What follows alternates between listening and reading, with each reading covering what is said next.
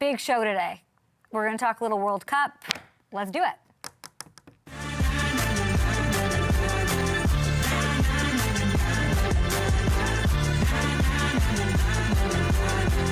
We have a big show. We're going to talk a little World Cup. Of course, NFL. We want to get into the Bengals of it all, and you guys can be part of the show at Up and Adams. We're going to dabble for the first time in a very long time in a little hockey. How are we going to do that hockey, says Chance the Rapper. And we're going to talk to somebody named Paul Bissonnette, who is a, unbelievably bringing it on every level, podcast world takeover. Did his thing on the ice, of course, and now doing his thing for TNT, which he's crushing it, making it look easy. So we're excited to have him. I think he's never been on the show before, so we're excited about that. Game 1 of the Stanley Cup Final was last night, and we will also talk to Shaq Moore, the FC Dallas defender. He's the Gold Cup champ with the U.S. men's national team, and we're all getting excited. 8 days away from the World Cup, going to get into that a little bit. And the most exciting thing, probably, I don't know if we have it queued up back there. I'm happy to wait for it. Let's see our boy Caleb Williams. This is the news of the day. We had this amazing, amazing day yesterday of news. Like, what a gift. With Myles Garrett, of course, going to the Rams, Super Bowl favorites, heavy favorites, big swings on FanDuel Sportsbook.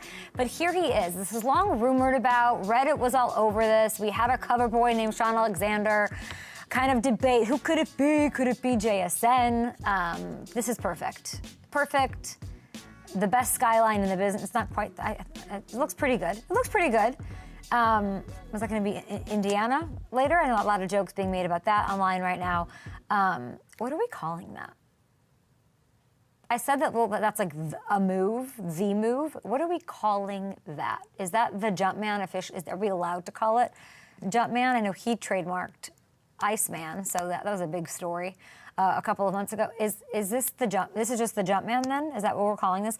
Unbelievable. There's a different alt cover. And I like seeing, maybe we can show this during the break if Brian wants to pull it up. Like just the making of it, him having to recreate that on a green screen in a studio. They're making it snow. That's not AI. That's not CGI.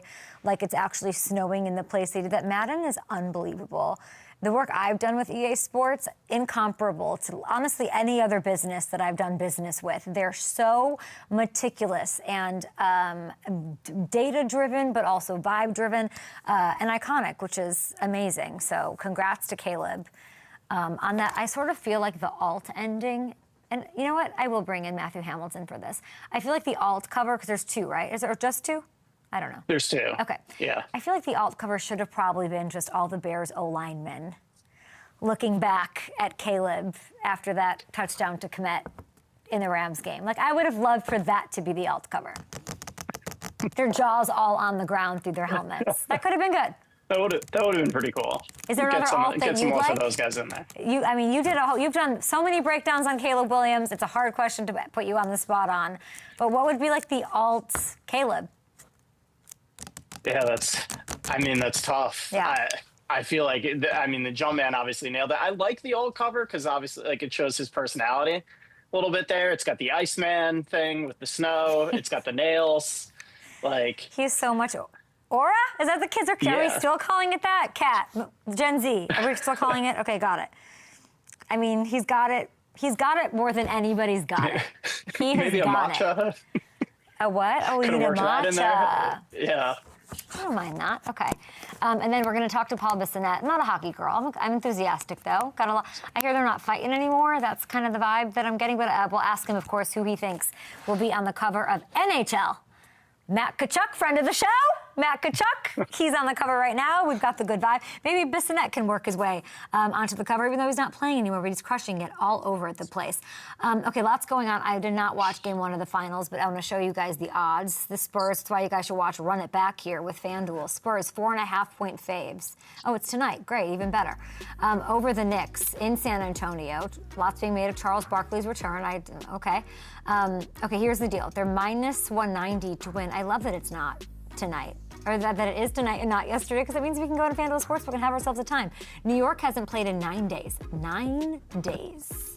Ed Rooney. I talked about this. I might not know hoops, but I don't like that they sat momentum, all of that, especially in a game like that. I don't like it. I don't like it, so we'll see how it factors in to all of this and the Wemby of it all and how to stop that skyscraper from doing his thing in front of a home crowd. Guys, get to FanDuel Sportsbook. Lots of fun there. The Knicks won 2 of the regular season games, 2 of the 3, including the NBA Cup. If that does something to you, tell me this. Those of you who bet on the NBA, does that do something for you, that line? The Knicks winning 2 of 3 regular season meetings, including the NBA. Is that something that drives you one way or the other, or absolutely not? I'm cold. That's not the right move. You guys let me know at Hey K Adams. And let's get into it. Are you rooting for the Spurs? Are you rooting for the Knicks? I'm probably rooting for the Knicks. Looking at the YouTube chat, guys, thank you. Thank you for subscribing. If you have any questions for Paul or Shaq Moore, let them rip. Okay, here's what I'd like to talk about in the NFL world. I feel like everybody's, obviously the Rams are going to the Super Bowl. The confidence that exists with that team inside the city and the building and then outside of it too, especially when you take a big swing like they did for Myles Garrett. That got me thinking, and after the weekend I had in Cincinnati, I will say this. This is the year that the Bengals finish the job. I can feel the eye rolls from the rest of the AFC and the AFC North, of course. This is the year. I was in Cincinnati this weekend for Joe Burrow's foundation, the Joe Burrow Foundation Golf Invitational. It was his 4th one. It was my 2nd one, but I've been there. I know the vibes around the Bengals team. You see the Duke Tobins of the world and the T. Higgins and, Orlando Brown, smiley as ever. This felt, I cannot explain how much different and unique this felt to every other trip I've ever taken to Cincinnati. There is a confidence on this team that permeates through the city and the fan base that it is time. It is, the Super Bowl's back in LA, we're going right back there and we're finishing the job. They have the firepower. And then they did this sort of asymmetrical vibe of adding as much as they did, taking the big Dexter Lawrence swing in the offseason. I know that there are retired players, there are players who've left the Bengals that are like, can I come back? How do I get in on this? That is everything I need to know. 100% buy-in on defense, on offense. I know you're going to say, what about the additions? What did they not do? They did it all. Seeing everybody present and bought in. Listen, are you listening to these Bengals players at OTAs? The body language of them, even if it's on mute, they're smiley. They're at OTA. Look, a little extra pep in the step I haven't seen. It is the presence of Dexter Lawrence, and the lore of him is bigger than the size of him, and that's how I can explain it. From the second I landed at the airport, the first fan I talked to at the airport, through saying goodbye to Dexter Lawrence at the end of the night, everyone had something big to say about him, that he got there, he signed, and he has been all over. He hasn't left. He's like it's like very Paul Bunyan-y. It's very, he's got here and he's showing up for players. They're obviously Joe Burrow's a huge superstar. They get to play in Madrid. He's only going to grow his brand, making that trip. And we know what Joe can do. Dexter Lawrence is an amazing, soul fit for this defense and this locker room. His presence is let's come together. I think the way that it ended with the Giants, having a veteran that's rich, that played in the biggest, having that kind of a player feel motivated at his timeline where he is in his career is so rare to do. It's hard to remotivate, but thank you, Giants, for whatever happened there, because he so wants it, and he wants it for everybody. And the impact, by the way, is bigger than him. It's bigger than he's getting credit for. Dexter Lawrence, he's washed. What are you talking about? Let's take a look at this. Since 2022, he's been double-teamed more than any other defensive tackle in the business. He's been double-teamed at a higher rate than any D tackle in 10-year history of next-gen stats, which is insane. And despite that, playing nose tackle at 340 pounds, which is insane, he ranks 7th in pressures over this 4-year span. 3rd in sacks off double teams, 3rd in the league with 9 turnovers forced by pressure. So he's eating up blockers at a higher clip than anybody. He's eating them for lunch, along with his Grater's ice cream and Skyline chili. He's making everybody around him better. And I know that I haven't seen it on the field yet, but I've seen it. Trust you me, I have seen it, and it's real. And he's producing at an elite level, too. He's one of one. That's just what it is. And I don't think we can overestimate how much his presence helps, level up. You take Shamar Stewart by the collar and say, let's go. Miles Murphy, everybody, the rookies, the new class.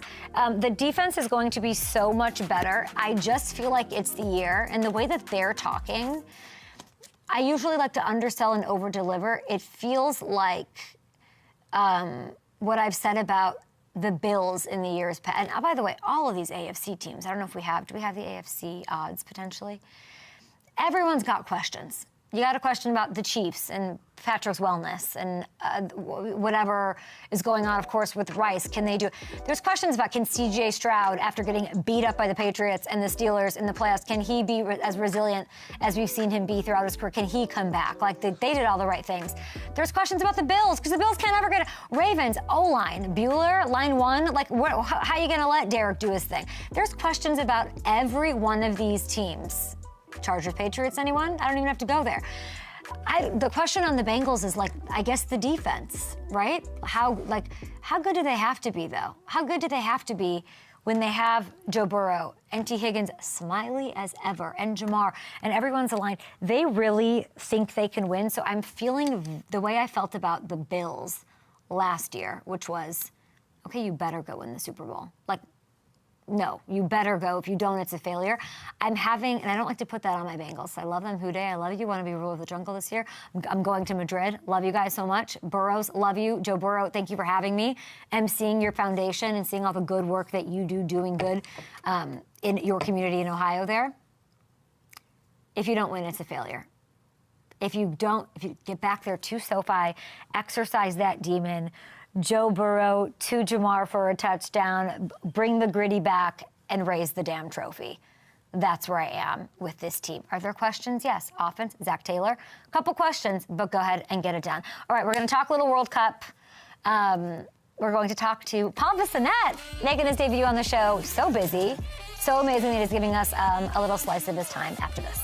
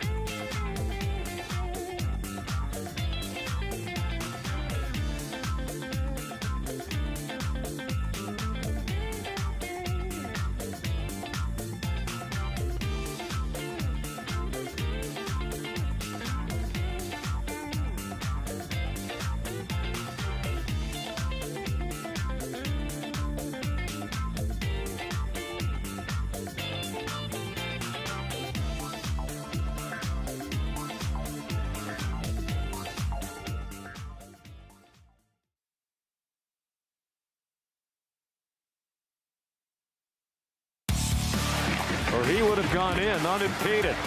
3.5 to go. Hurdle into the dot to Sissons. It's back for Hurdle. He scores! Tomas Hurdle. Then it's 5-4 Vegas. Okay, we're going to talk about that. Game 1 last night, Stanley Cup Final underway. My scope of knowledge on hockey is Mighty Ducks 1, 2, and 3. Quack, quack, quack. And that's why we bring in the big guns. Thank you for coming on my show. You're so freaking busy. Podcast world, NHL world. You've got beef with Gronk somehow, who's like part of my show. So we're going to have to tread freaking lightly, Bissonnette. Thanks for coming on. And why are you making broadcasting look easy? What is this? Well, first of all, thanks for having me on. It's an honor, and you're probably busier than I am. But we have such an amazing team at TNT. Like, I was just texting with a couple people yesterday in a group chat. Like, we are so blessed to have Liam McHugh as the bus driver, and just the team that TNT Sports has put together for hockey. I mean, we get to sit next to the great one, Wayne Gretzky, on one side. Then we got Henrik Lundqvist on the other end as our bookends here, and then of course Anson Carter. So it's also the people behind the scenes, as you know. When you work in media, if you have great producers and great people around you, you're able to be successful, and that's why NHL and TNT has been a success. So thanks for the tire pump. The difference. And thanks for having me on. Yeah, it makes all the difference to have like people you trust in the background getting you where you need to be, and I love that. Liam McHugh was, I think, the first time I was ever on national television at NBC Sports. He was the host. And I was like memorizing fantasy football stats. I was like, what is Peyton Hillis? What is like how many yards per carry? I was like memorizing me and Brian Westbrook. And he was so lovely. He could have been like, get out of here. And he's just like, and he is a great point guard. I love that you have him driving the bus, as you say. And he's basically my dad when I'm on set, right? He takes care of me. He's got kids at home. He's got kids at the desk. So he's like beyond his years, highly intelligent, and like you said, a great man. So blessed to be around those guys and work with them every day. And yeah, here we are, Stanley Cup Finals. Let's go. I do want to talk about that, but a little bit later. I want to get into some of these crossover headlines that are happening. So today, we woke up to, in my world, in NFL, like, it's a big deal to get the cover of Madden, as we know.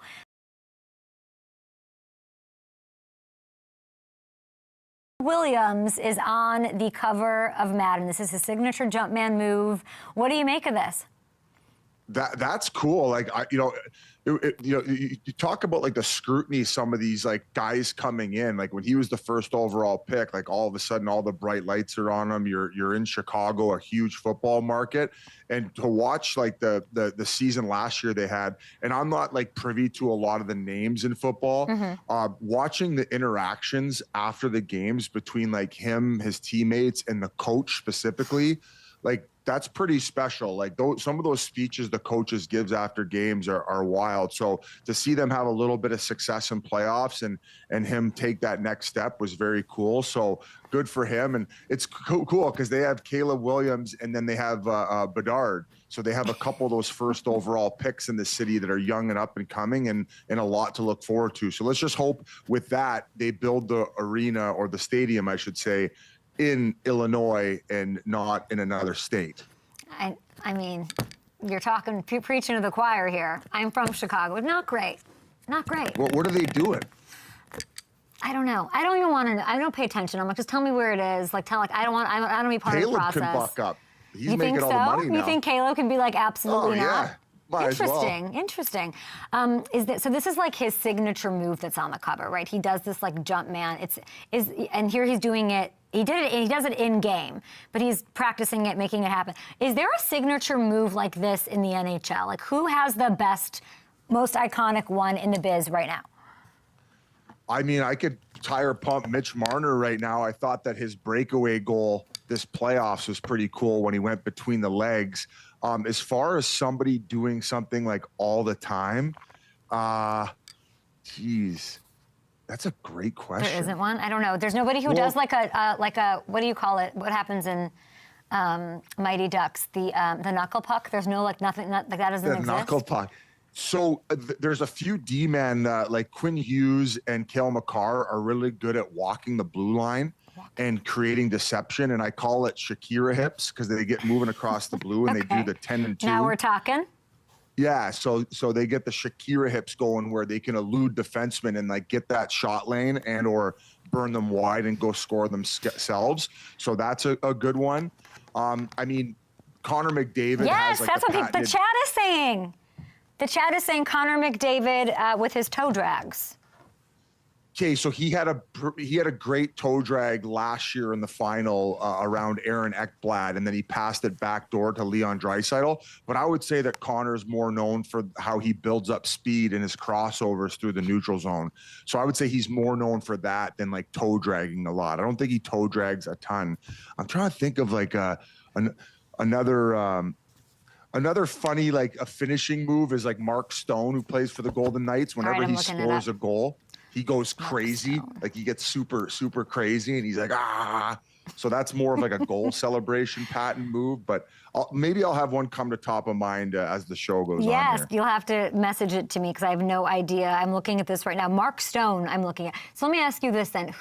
Let's get your guess on NHL 27. I know Matt Tkachuk, friend of my show, is on it for this year. Give me your guess. I think it's later this year, towards the fall, that it'll get released. Who will be on the cover of NHL 27? I mean, I think he might have already been on there, but I would think it would be silly if they didn't put Jack Hughes, given the growth of hockey in the States and the fact that he had the golden goal. But he might have already been on the cover recently, like within the last 3-4 years. So if that's not the case, that would be my pick. Outside of him, I mean, if you want to stir things up, like Mitch Marner would probably be a good pick. I don't know if you're privy to his story. Like he was in Toronto. He's a Toronto kid.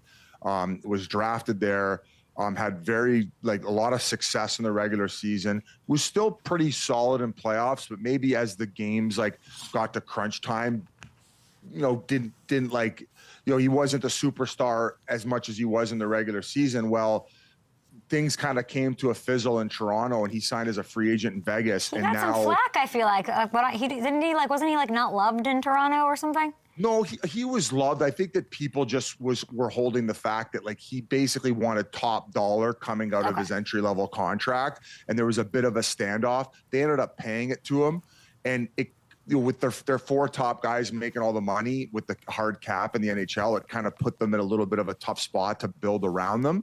And then in those crunch moments, maybe didn't deliver, or definitely not as much as he has been this year and in this playoffs, because right now he's probably top 3 front runner for the Conn Smythe, and then his first year out of Toronto, he'd never even been past the second round. Now he's in the Stanley Cup Finals, about to win the MVP and his first Stanley Cup. So Leafs fans are having quite the playoffs and quite the fit online. I love that. That sounds like a great character arc. That's all I care about, like the human storylines of it. This is a guy I'm going to root for. I love it. Are you going to hold that microphone this whole time? Do you want to get comfortable, Paul, or? No, I'm handsy. You're handsy. Yeah, you like to hold it. All right, that sounds good for me. Okay, Where so do you Caleb keep your mic? will. It's on here. Oh. What you do when you're on your TV. You've evolved. I've evolved. Caleb's nickname is Iceman. Okay. He trademarked it. Pretty good nick. There was a little drama. Somebody else thought they were the Iceman. Whatever. Isn't it Drake the Iceman? What? Wasn't Drake's new album The Iceman or something? I'm not. It is. I'm not a big. They're literally Drake saying in my guy. ear, "Yes, you idiot." Yes, sure, great, yeah. Didn't he have 4 albums? Is that not the thing? I haven't gotten there. It's not in my queue. I'm Shakira, the World Cup anthem. I'm listening to her. Who do you listen to? Like, who's in your rotation? I'm listening to a lot of World Cup. There's a new sound. Why are you looking at me like that? It's a great. There's a soundtrack. Shakira has another banger. She's won the Super Bowl or won the World Cup 3 times. She's got a new one. It's not Waka Waka, but it's called Die Die. It's great. You should listen to it. It's not bad. Okay, I'll check it out. What's his name? Jelly Roll has one called Lighter. It's not my favorite, but that's okay. Listen, Caleb has this this nickname Iceman. When I think Iceman, I think Val Kilmer. Is that crazy? Is that not? No, that's another good one. Top Gun, right? Or Batman? I was watching that Batman was Mr. last Freeze. What do you mean? What do you mean you were watching Batman last night? I was watching the Dark Knight Rises on television. Can I tell you that in my morning meeting, Paul, 5 a.m., went on a tirade about how the Dark Knight didn't age well. Which one? The one with Bane or the one with the Joker? There's only one Dark Knight. Dark Knight is. No, the first one, the Dark Knight, I believe, is with the Joker, and then the Dark Knight Rises is with Bane. Neither of them age well. They're almost like cringy to me when I rewatch them. Do you not have that? Where I'm like, oh gosh, this is like I tried showing The Dark Knight to somebody who, the original, the Heath Ledger one, to someone who'd never seen it, and I was like, no, it's so badass. Wait till you see it. And I was like, oh, this is like way lamer than I thought it was when I originally saw it. No, you don't have that? Wow, that's a hot take. I would say that I'm a huge Christian Bale fan. So of any of the Batmans, I actually liked those ones the best, just because I love him as an actor. I disagree with you. I really like this show. You have some very strong takes. That's not a strong take. You are just a little sass monster, Do you right? I don't know what that means. Christian Bale, imagine this. I'm down in the Bahamas at whatever that huge like conglomerate of. Have you ever been down there? Probably not. I know Broncos the Atlantis. Down there. No, not there. The Baha Mar. It's like a bunch of like there's like a Rosewood and an SLS and whatever, and they have this water park. And imagine being at this, there's tons of kids, it's like 90 degrees. Imagine looking over and seeing Christian Bale in line to go down. You saw him there? With a tube in his hand for his children, ready to go down a water slide. And I was like, I don't even know. If I say this story, no one will believe me. And I haven't told it till now. Christian freaking Bale. Hey, they're just like us. And then I saw, I'll tell you in the break who else I saw doing one of those surf simulators. No, tell me now. No, I don't think I can. I'll do it on Spit and Chicklets when you decide to invite me on. Give me your best, go top 5, top 3, whatever you want. I need the best nicknames in NHL history because I looked some up this morning and these are outrageous. Oh, God. Give me a top 3. I mean, the great one is pretty sick. To be called the great one, Wayne Gretzky, like that's probably at the top of the list. That's so fair. I mean, let's go back to the TNT panel. How about Henrik Lundqvist, the king? Like, what? That's the king? I mean, look him up. Like, it's actually crazy, like how like handsome he is. Do you know who Henrik Lundqvist is? I like, if they showed me a picture, I don't know. Maybe control and let's pull up a picture. Right now, the king. Henry Lundqvist. I'm trying to think of like silly ones though. He's sure. Don't even start. You are something else over here. What are you saying? Okay, here's the one that can I tell you my favorite? Yeah, I want to hear the ones that you saw. Who's Pat Verbeek and why is he called the little ball of hate? Oh, Pat Verbeek That's an incredible nickname. Yeah, he was a small, undersized player, and back then there weren't a ton of undersized guys who were able to like perform in playoff hockey and like bring that type of energy, and he was just a pain in the ass to play against. And I believe he won a Stanley Cup. And he's a guy who I don't even know if he's in the Hall of Fame, but probably should be based on his playoff performances. And he's now currently the GM of the Anaheim Ducks. So not only did he do it as a player, he's now getting it done on the management side as well. So that's an interesting one that you brought up. That's my favorite one. The other ones are kind of like I get them, but just by the names. Like I get. Let's hear them. Super Mario, I get. That's not that exciting. Pickles, Vlasic, we get it. Like kind of lame. The Russian Rocket. I don't know. Is the Russian Rocket Pavel Bure? Yeah. Yeah. Well, if you would have seen him skate, okay, you would be he had like these first 2-3 strides where he would be like up on his toes, and he would be at top speed, like boom. So watching him live, maybe you're like, oh, I get it, the Russian Rocket, but like to watch him in live in the flesh would have been a treat in his prime. No, that would have been a treat. I watch hockey and I don't. It doesn't make sense to me how you are able to do all of these things, and then there's something about the amount of games that really like blows my mind, and I can't quite. I feel like we don't talk about that. It's like 80-something games. 82 games moving to 84 next year. That to me is so insane. What about hockey doesn't get talked about enough? Like what don't hockey players get enough love for? I think you just basically touched on it. The fact that it's as physical as it is, and it's an 82 to 84 game schedule now, and then mix in like the fact that players had best on best in the Olympics. The year prior, they had the Four Nations. So I would just say like the mental toughness it takes to get your body ready and play through pain. And the flip side of it, and Brian Burke, a hockey legend in our world, he talks about it all the time. It's easily the most athletic sport. Like you're not even playing on your feet. You're playing on these thin blades that are like a butter knife. Mm-hmm. And the athleticism of having to skate forwards, being able to stop, accelerate, skate backwards. Somebody is trying to take your head off as you have the puck on your stick because of how physical it is. And then you're not controlling the object with your hands. You're having to use a stick in order to control it. Once again, while having to keep your head up while these people are like running at you, trying to like end your life. So it's just, and like the goalie component to it, and the fact that they have to stop these like hard rubber pucks coming at you 100 miles an hour. So it's, and then after you're done that 82, 84 games, you're now competing for the Stanley Cup, where you have to go through 4 rounds of best of 7 in order to win it. So it is an absolute gauntlet. And I don't think the athleticism of it, the speed of it, and the physicality and mental toughness gets talked about. I think it's easily the best sport in the world. If you watch on TV and you're a casual, like I get where you're like, I'm a little bit confused. But if you are able to go to a playoff game live, I think that what it does is it hooks people in. Like that's why Southern markets have been able to thrive.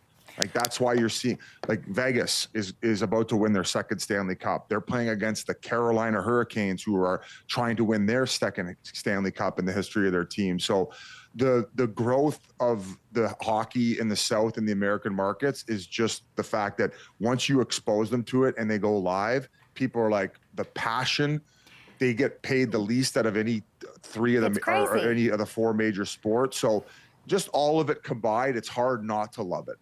I mean, if I were to pick straight up going to any game, I'd pick a hockey game. And I don't go to many. I don't go to many sporting games in general live, but like I lived in St. Louis for my first. I grew up in Chicago. I never went to a Blackhawks game, but I never went to a Bulls game. We didn't have it like that. I didn't get to go to any game. But like I remember when I worked, I like bartended at this bar called Nick's Pub in St. Louis. And it was like a 3 a.m. bar. Like you could smoke in there. It was like out of control. And we'd have like, it was such a great, crazy hockey crowd. Like I would revel. I'd pay my rent, pay off my school on those Blues games. And then those dudes would just walk in at like 3 a.m. and like want to play Golden Tee till 6 a.m. and I'd sit there in the corner. I'm trying to think of who the guys were at that time. Oshie? Oh yeah, TJ Oshie. They would just roll up to Nick Oshie. I literally had to like bartend for these hooligans well into the morning sometimes. Or like there was like a Swedish kid. What's that? I forget. There was like a probably that was Berglund. Patrick Berglund? Berglund, maybe? I don't remember. Yeah, but I'd get to go to the games, or it was my first hockey game was a Blues game, and I was just like, what is this? And it's the most exciting game. Look at how excited you are with how excited I am. You love hockey. Oh, I know. Well, look at you. I've obviously seen clips of your show, but this is fun. Like, you are just like, you're kind of all over the place, but I love it. I love it. You're just you're like me. You have like ADD where you're like, I have a lot I want to talk about. I guess we should talk about the Stanley Cup Final, though. Yeah. But going back to St. Louis and being a bartender, John Hamm is from there, and he was also a bartender in St. Louis. Where did he bartend? I don't know, but Chris Pronger would always go into his bar. And this is like before he got famous. He was just, bartending in St. Louis. And then obviously at a certain point, he moved off to California to become an absolute stud. Oh, he at Cardwell's in Clayton. That's like bougie, John Hamm. You bartended at like a bougie spot. I bartended at like Dollar Drafts, high volume. Okay. Like. All right. Okay. Different. I was in Dogtown. So Hammer is a bit of a. I didn't say that. I said he's probably making a lot of martinis. And I'm pouring a lot of Jameson shots. That's all. I'm just you know, different strokes. You different. mean Pink Whitney? I was at a. What is that? That's the alcohol we started. Pink Whitney vodka. What don't you think I'm all over the place? What are you? What's happening with you? Why are you? I tried to get a little plug in there when you said Jameson. No, I love shot. that you even have one. Here's what I want to ask you. What, you know, heated rivalry. This new show Off Campus. Have you heard of this show? No. Paul. So I'll be honest, I don't watch much TV. And if the ongoing joke on our podcast, and I know I just said I watched The Dark Knight because it was on TV after the hockey game, but I literally watch the same couple movies over and over and over. I watched There Will Be Blood like every time I turn on the TV. I don't even know what that is. There Will Be Blood. You've never seen There Will Be Blood? No, don't be the guy who's like, you've never seen this. Like it's some judgment on my character. I mean, Daniel Day-Lewis won best actor that year. So you like really good actors. It sounds like you have like actual taste. Christian Bale. Daniel Day-Lewis. Do you know who Daniel Day-Lewis is? Yeah, I've never seen this though. Watch There Will Be Blood. You might get bored because you're ADD, but. Daniel Day-Lewis. Okay, got it. It's in my queue. I think he's won 3 Best Actors awards, and he got one for Lincoln, and then the other one was Early Days. I forget the name of it, but where were we? I want to show. Yeah. Okay, kettle pot. Kettle. Let's take a look. No, that's why I said I love I'm putting you on. I'm all over the place too. Paul, I'm putting you on. Listen, focus. This show Off Campus is literally all the rage. All the babes are watching it. It is like, I don't know if it's a rom-com. It's not com. It's Let me guess what it is. Go ahead. It's just like Heated Rivalry. It's smut. All these women right now, they just love smut. We love. They want to see. They want to see people going at it on camera. Okay, we're showing you the trailer. This is another hockey show? Yes. I haven't watched it, but I wanted to ask you, I want you to tell me that hockey's just the sexiest sport ever and why, but I also want you to tell me when you're watching these hockey scenes in movies, what pisses you off the most? Well, it doesn't piss me off. So the heated rivalry thing, like I remember seeing clips of the hockey part of it, like someone's like was posting it to their story, and it just obviously is not realistic to what I know of hockey, but it's such a casual sport for most. They're just like, oh yeah, this is what it's like when hockey's going on. So I get the craze, and I'm like grateful for the amount of attention from just generics that heated rivalry brought over to the hockey world. So we obviously saw a major spike in viewership, like a decent spike in viewership as a result of heated rivalry. Wow, really?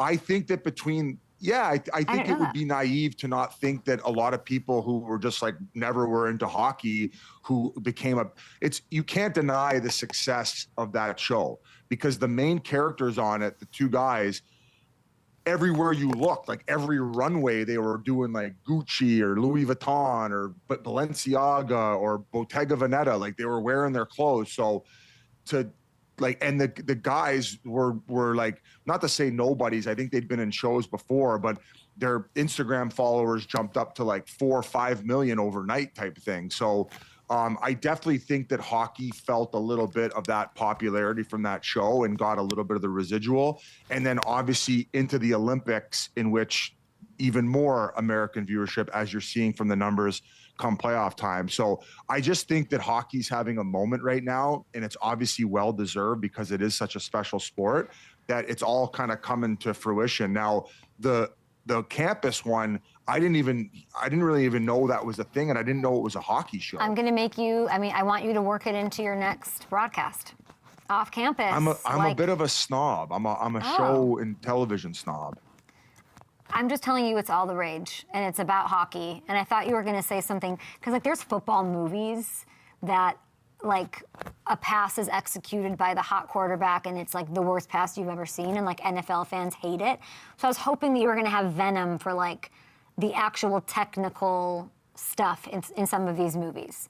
No, because it's so hard like this. to replicate that. Do we have the NFL one? I forget what it is. It's called like I would say the best. Look how bad that is. Yes, I've seen. Yes. Like, this what is crazy. Yeah, but what's that in a hockey movie? Like, if that's the first thing you think of in hockey, where you're like, what the hell was that? I would say there's some stuff in Mighty Ducks that's pretty silly. No! No, I love it for that though. I love it for that. The best. What do you mean? A girl can't do like a triple sow cow in the middle of the Olympics? No, that's unrealistic. About, like, are you crazy? No, whoa, you're putting words in my mouth here. You better back off.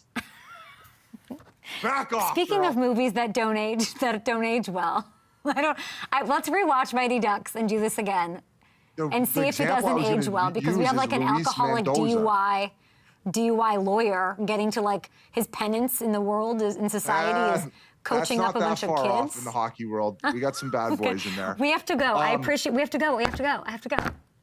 I was going to use the example of Luis Mendoza, of him not being able to stop, as far as Mighty Ducks not being realistic. Last thing I'll say, Any Given Sunday was probably the best example of a football movie that I've ever seen, like realistic wise, of how they banter, how like gruesome it is, and how like vulgar it can be. I love that. I don't know why. I'm so glad that you got that out there. I'm so glad. Listen, you have Vegas winning it all. I have no questions. We'll have to hear. We didn't even really talk about hockey. Well, we did not. But now you know that. Now you know where that guy vacations. From the Dark Knight, Christian Bale.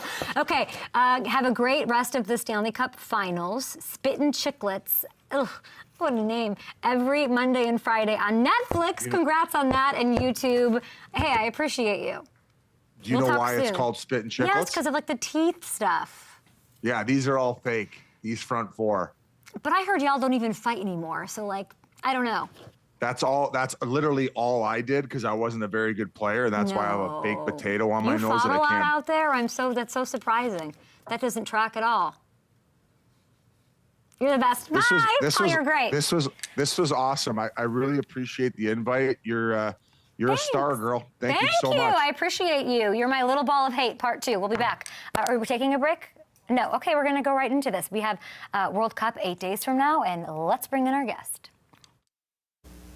My name is Shaq Moore. I am 11 years old. I was born in the U.S. with Trinidad and Tobago parentage. Presently, I am affiliated with Smyrna Star, Lauderhill Lions, and Sinclair's Coaching School. The following video clips are highlights of my talent and ability. My future goal is to become a professional football player. Here to tell me who that young boy was is this guy right in front of me, Shaq Moore. When you watch that, what's going through your head? And nice to meet you. Nice to meet you too. Wow, I wasn't expecting that, man. That is like a full-blown throwback. So thank you for bringing that up, man. What is that? And like, what do you remember from your brother CJ putting highlights up on YouTube in 2007? Wow, it seems so long ago, right? Yeah, that's so long ago, man. I just remember just playing, being the happiest I can be, playing with all the kids. I think I was actually playing my age group for the first time in that video. So it didn't age well. I ended up being too good for those guys. But yeah, very fun moments, man. What does this feel like to have the World Cup here, 8 days away? When you think about storylines, where does your mind go? Yeah, it feels good, man. You know, hosting the U.S., the World Cup in the U.S. is going to be great, right? You know, it doesn't happen too often. I mean, '94 was so long ago, and you see the impact that it had on the country and soccer in general. So we're all looking forward to it. Hopefully, you know, the U.S. can put together a good showing, and yeah, we're looking forward to it. I'm sure you've seen the discourse in the media surrounding concerns about the defense. I talked to Rebecca Lowe, of course, who's hosting World Cup coverage for Fox, and that's what I said. I said the attack is as good as the attack is, the defense maybe isn't that great, but maybe that balances itself out. Knowing this roster as well as you do, and knowing how these guys can play, which formation do you see making the most sense to start the tourney? Well, I think the formation they played last game was good. The 3-4-3, 3-5-2, or however you want to call it. That definitely gives a lot more stability, you know, in the back. But I think, like you said, as the tournament comes around, I think we'll, you know, start to get everything into shape. You know, find out all the little details that you know, we've kind of been lacking the last couple of games, especially, you know, the last 2 games here in Atlanta. So yeah, I think the boys will be ready. You know, we still got one more friendly to go until the real matches starts. So yeah, we're looking forward to it. When Christian Pulisic scored last week, what did that do for you, for me as a fan, for him? Yeah, it was big, man. I think he hadn't scored in a while. So, I think any player that scores in the conference is always going to be great, right? Especially, some of the scrutiny the guy's been taking. So, yeah, it was good. A win in a pre-World Cup friendly is always good as well, especially for the morale and the energy and just, the whole overall vibe going into the tournament. So, yeah, hopefully we can do it again in the next friendly and then going into the World Cup. Love that. I want to show you some World Cup odds here. Just how it's looking. We use FanDuel Sportsbook, as you can see right up there. Let's take a look here. What kind of pops out to you of something that if you were to arrange these, you'd switch the chairs around a little bit? Wow, Spain is favorites. I'm not really into duels and betting. So there's like rankings, right? There's Spain. Okay. Spain, France, England. I personally believe Argentina should be a little bit higher, but Norway got into the top 10. Wow. Well, it'll be interesting, man. I think there's definitely a dark horse too. I think even the U.S. can sneak up on some people and maybe get into this top 10. So it'll be interesting to see. It sure is. I keep looking at Portugal over there, and I know that they've never won it. Their midfield is so freaking stacked and so good. I watched the PSG game, and I'm like, this is what it's going to be like in the World Cup. I could see them going. Do you agree? Yeah, I think it's a team that they're definitely sleeping on a lot, especially Ronaldo. It's kind of his last last time at bat. So, yeah, don't sleep on them, man. We had a first-hand experience of Portugal without Ronaldo, and we saw the damage they can do. So, yeah, don't sleep on them. I think they can make a run as well. When you're saying that your mind went to Argentina, and you're like, that should be up a little bit higher. You've taken on Messi. You've talked about it a lot. I mean, I imagine he's the reason that you think that they should be higher. For sure. Can you just explain a little bit why, just knowing what it's like to be on a field? Can you just paint the picture of what it's like knowing you're going to be on the field with him? You want to sort of downplay it in your head, or do you embrace the great? How do you, as a human, deal with that? For me, I think it's a little bit of everything, right? So at the end of the day, you are playing against, one of the best players to ever play. But on the other hand, you have a job to do, So, me personally, I like to just compete, right? Take pictures and all that after the game. But once we're on the field, it's time to compete. So definitely a level of respect there, but also, a level of, okay, let's make it as hard as we can on this guy today. Is there something about Pochettino you can get our audience set for, as far as maybe something that we get wrong? I mean, lots being made about the laptop, the hydration, the way that he's sort of a badass, his legacy, what he's trying to implement, the fact that he might not be here. What should we know about him going into this? Well, first and foremost, from my experience with him, I can tell you that he's definitely invested into the team. I've seen a lot of reports that he may go, he might stay, or he's nonchalant, but don't let that fool you. He's very invested into the team. He cares about all the players a lot. So I'm really sure he'll do a great job. So let's believe in our coach. Be as positive as we can going into the World Cup, and I'm sure he'll do a good job. Amazing. Enjoy it so much. Thanks for getting us set for it, and hopefully U.S. goes as far as, I don't even know. What do you think? Semis? Quarters? Well, let's get out the group first, right? That's always hard. So, my man. Yeah. Undersell. You don't want to take for granted. We don't take for granted any team, any stage. Tournament play is always difficult. So let's, start with the first game. Shaq. Start, try to win that. The rest of the game and get out the group. After that, let's see what we can do. I can't thank you enough, because everybody just keeps coming on the show and saying they're lifting the thing. You can't do that. And I'm like, what are we? Undersell, over-deliver. I know that. I know they're good, because it's just, and I understand why it's like a sexy thing to do, right? It's like the group is not as strong and they're at home. But I remember everybody that I talked to that's been on those stages is playing in front of a home crowd isn't a great thing. Yeah, it's the whole new pressure that comes with it, and especially on paper, you might be favored to win against this team or that team. So you take your foot off the pedal, and I don't know. Today, in today's age, sports, anybody can beat anybody. So you want to respect everyone and take it game by game. How's being a dad? Congrats. Yeah, it's great. Thank you so much. It's been great, man. He's about to be 3 months coming up next week, so it's been going by fast.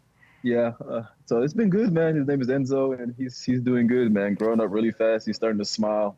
smile a little bit and laugh a little bit. So it's been great, man. It's definitely the biggest blessing.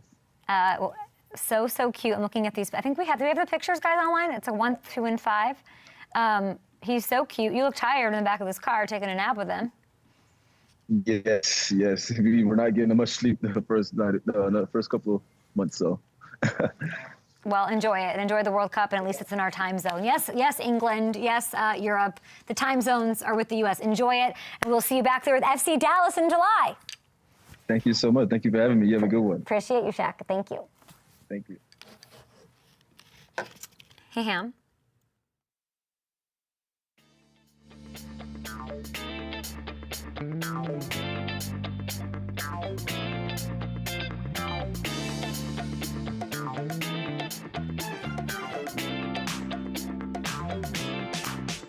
Promo? Hey. Promo? Amazing. Anything I need to know about this? Did we add something? Just added a little footage of the hotel, like the MTV Cribs style shot. It looks nice. I don't know where the other teams are staying. I only looked up Argentina. Like, where are the That's Netherlands? the only one I've seen. Yeah. Okay. We don't know where their facility. England's still in Miami for right now. Yeah. Okay.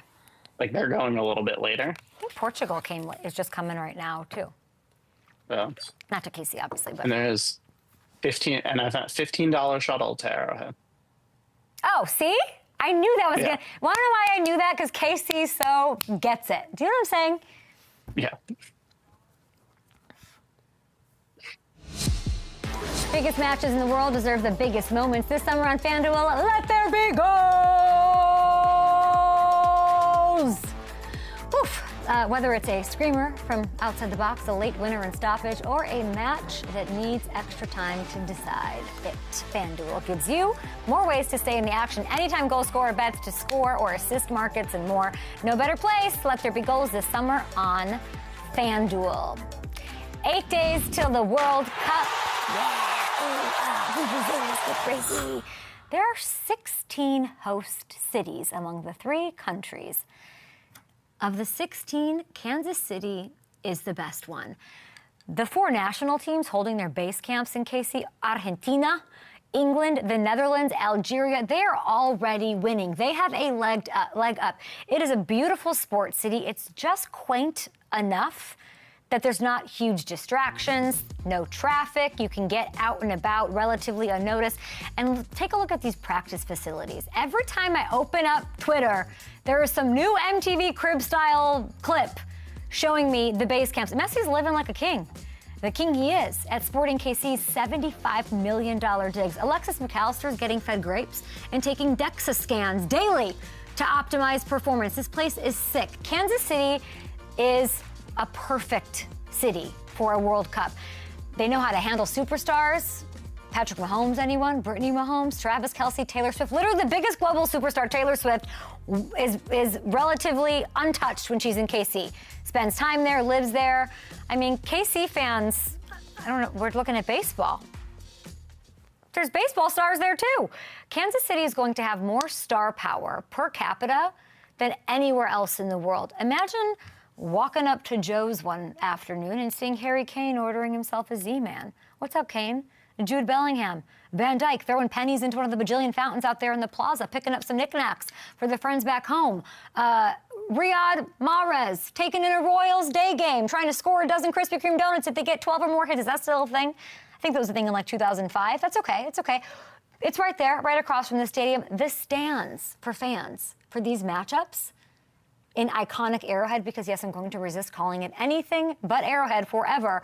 You've got Taylor, you've got, Paul Rudd, you've got Travis, Brittany Mahomes, Ted freaking Lasso, that's a global soccer icon right there. If he's at Johnny's Tavern for the Champions League final, he's going to be in the action for all of the action. You think we're not going to get a tomahawk chop during Argentina-Algeria, the first game at Arrowhead? Of course we will. I think the cameras aren't going to be on Kelce and Mahomes. And whoever wins that game, likely Argentina. What if you walk into 1587 prime, you get a little chimichurri with Argentina. You got Messi and Patrick Mahomes sitting there at 1587 having some of their amazing cocktails, which I've had and are delicious. And speaking of the Mahomeses, Kansas City is a soccer city. Brittany Mahomes, the queen of said soccer city. Her Current, by the way, have won 5 of their last 6, and that's incredible. She'll be there, and everyone will be screaming and having a good time. There was a scene yesterday you're looking at. 3 men biked the 10,500 miles it takes to get from Argentina to KC. Is that not insane? And scores of Kansas Cityans join them for the final part of the ride to the Argentinian team hotel. What in the world? Only in Kansas City, okay? And by the way, there's a 4-day fan fest that kicks off on Thursday. I want to be there. It's not going to cost $18 million. No second mortgages on homes to get to the games. By the way, there is a $15 shuttle to Arrowhead. I had it pulled up right here. It's called, oh, I forgot what it's called. KC Connect. I think I'll find it out and fill it in here. There are free shuttles from the airport to downtown Kansas City. What is it called, Hamilton? KC Connect? Yeah. Are we sure? What is it again? Getting around KC. It's Connect KC 26. Connect KC. Yeah, so it's Connect KC 26 if you don't know. That's the tournament bus service. $15 a pop. You need a match day ticket. That's pretty amazing. It's direct park and ride location. There's bike racks available. Like, that's the city you want to be in, where you're not feeling like you're writing checks or it's hard to get there and hard to enjoy what should be the most unifying sports experience in the world. So Kansas City is a sports city, the perfect host city. And I will probably be at more games in Kansas City than any other place across the 3 countries. So yeah, that's my hot take. 16 host cities, Kansas City is by far the best one. And we might get, Hamilton, isn't that right? Portugal and Argentina potentially in the quarter there? There is a chance for that, yeah. That was a big part of this as well. We'll be back tomorrow, guys, on the show. Connect KC.